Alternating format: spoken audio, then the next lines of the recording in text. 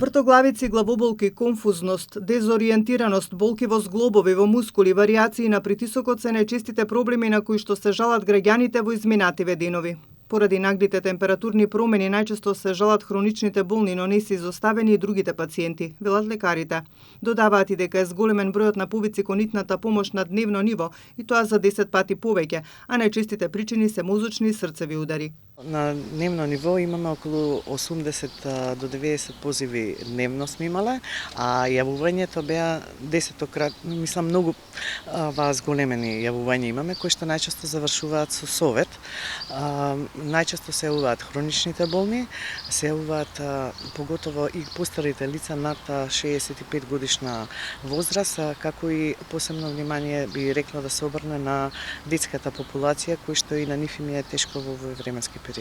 Додаваат и дека има зголемен број на колапси со обраќање несреќи поради дезориентираност. Апелираат особено внимателни да бидат повозрасните, астматичарите, лицата со висок крвен притисок и бремените жени. Поради најавата за зголемување на температурата во следните денови над 30 степени, лекарите препорачуваат да се внимава на здравјето и да се внесуваат многу течности, витамини и да не се излегува на сонце во најтоплиот период од денот.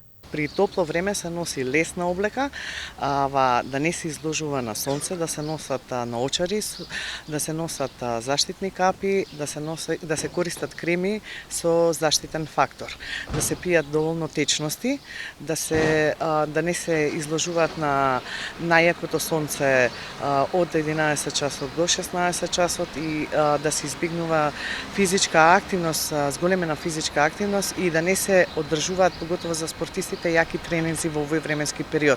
Лекарите апелираат граѓаните повеќе да внимаваат на своето здравје и навремено да реагираат на симптомите кои ги почувствуваат и задолжително да се консултираат со лекар. УХМР пак за денес повторно најавуваат променливо облачно и нестабилно време со пороен дожд, грмежи и засилен северен ветер со брзина над 50 км на час, а постојат услови за изолирана појава на град.